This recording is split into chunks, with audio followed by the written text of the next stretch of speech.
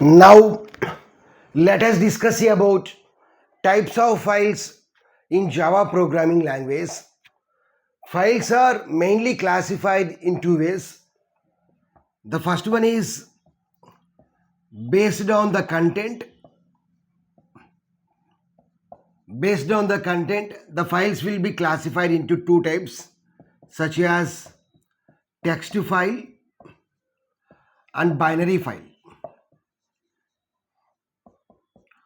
Second one is based on accessing. Based on accessing, files are classified into two types, such as sequential access, and the second one is random access. Random access. So based on the content, the files will be classified into two types. First one text file, second one binary file. So text file means the file stores the data in human readable form. Human readable form. So that means humans can understand the text file. Text file mainly contains alphabets, digits, symbols. So humans can understand all these things. Let's take some examples. Here, if we type any alphabet or digit or symbol, so every character will have an ASCII value. So the ASCII value of that character will be internally stored in the computer. So this is about what is a text file. Now let's see some examples. Hi.txt. So if you create a file with the help of some notepad, then the extension is .txt. Next, if you create a file with Word, then hi.doc. Next, C, hi.c. Next, Java file, hi.java. So all these are nothing but text files. Okay. And what is the second one? Binary file. Binary file stores the data in zeros and ones.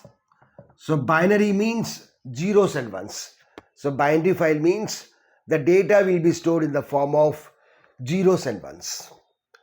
So here the binary file, the content of the binary file can't be understood by the human beings. Why? Because everything is in the form of zeros and ones. So humans can't understand the content of the binary file. The best examples for the binary files are audio file, next video file, images, executable file. If we take C programming, then an executable file will be created. If you take Java, .class file will be generated. So all these are nothing but binary files. So audio file, the extension for the audio file is .mp3, .wav. So this is nothing but audio file extensions. Next, for video file, the extension is .mp4. For images, we have JPG, PNG, portable network graphics. Likewise, we have several paths. Next, for executable file, .exe is the extension. So these are various examples. Okay. So this is about what is binary file. So here the major difference is humans can understand the text file because everything is in the form of alphabets, digits and symbols. Whereas binary file means that content won't be understood by the human beings. Why? Because here everything will be stored in the form of zeros and ones. So this audio file will be stored in the form of zeros and ones. Video file will be internally stored in the form of zeros and ones. Images, executable file, everything will be stored in the form of zeros and ones. So that is about the first one, based on the content. Second one is based on the accessing. So based on the accessing, the files will be classified into two types. First one is sequential access. Second one is random access. Sequential access, the name itself specifies the meaning. All the records are accessed one by one. So let we have 10 records. Let we have 10 records in a file. Then all the 10 records will be accessed in sequential manner. Suppose I want to access 10th record. I want to access 10th record. Then we must access all the records before the 10th record. So that means from the first record onwards, we need to access the records. So first, next to second record, next third record, likewise. Suppose if we want to access 5th record, then we must access all the records before the 5th record. Like 1, 2, 3, 4, we need to access. So in Java, in order to provide the sequential access, we have different classes like file reader class, next file writer class.